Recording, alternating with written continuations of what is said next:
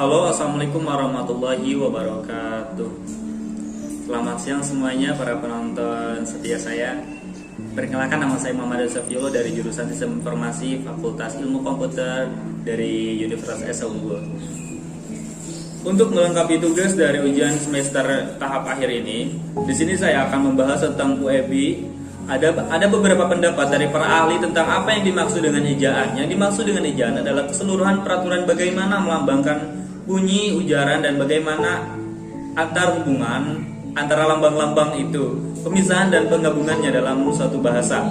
Secara teknis, yang dimaksud dengan ejaan adalah penulisan huruf, penulisan kata, dan pemakaian tanda baca oleh Arifin pada tahun 2008. Penyempurnaan terhadap ejaan bahasa Indonesia telah dilakukan oleh Badan Pengembangan dan Pembinaan Bahasa, Kementerian Pendidikan dan Kebudayaan. Penyempurnaan terhadap menghasilkan naskah yang pada tahun 2015 telah ditetapkan menjadi Peraturan Kementerian Pendidikan dan Kebudayaan Nomor 50 Tahun 2015 tentang Pedoman Umum Ejaan Bahasa Indonesia. Ada tiga hal perubahan yang terjadi pada UEB. Di antaranya adalah: 1. Penambahan huruf diftong. Yang kedua itu penggunaan huruf tebal, dan yang ketiga itu ada penggunaan huruf kapital. Kemudian dalam buku pedoman ejaan yang disempurnakan, penulisan ejaan dan tanda baca diatur dalam kaidahnya masing-masing.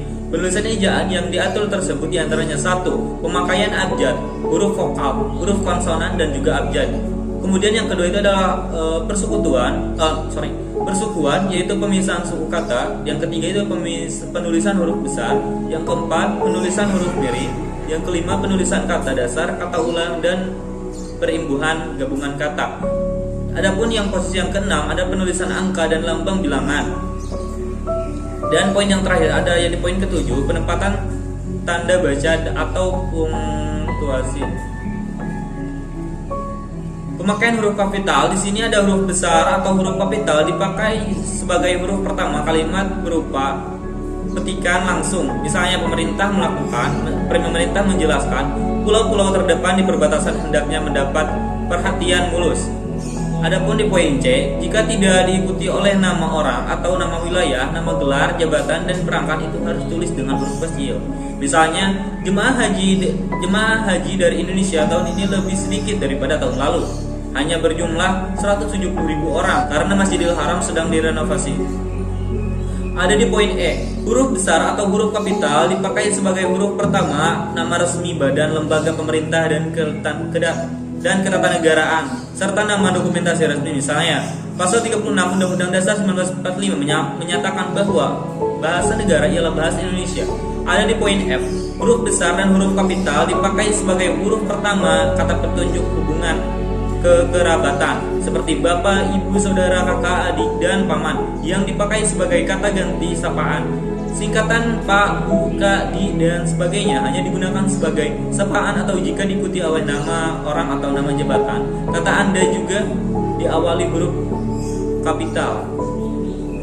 Untuk yang kedua itu adalah penulisan huruf atau untuk di poin yang kedua ada penulisan huruf miring. Huruf miring dalam cetakan dipakai untuk menuliskan nama buku, majalah, dan surat kabar yang dikutip dalam karangan, dalam tulisan tangan atau ketikan. Kata yang harus ditulis dengan huruf miring ditandai dengan garis bawah satu. Contohnya: 1. Buku Negara Kertagama dikarang oleh Empu Prapanca.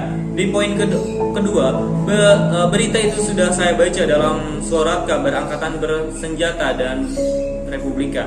3. Penulisan kata. Kita mengenal bentuk kata dasar, kata turunan atau kata imbuhan, kata ulang, dan gabungan kata. Kata dasar ditulis sebagai satu satuan yang berdiri sendiri, sedangkan pada kata turunan, imbuhan, awalnya sisipan atau akhiran, ditulis serangkai dengan kata dasarnya.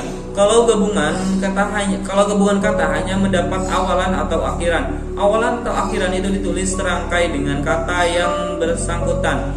Misalnya bentuk tidak baku atau bentuk baku, dididik disuruh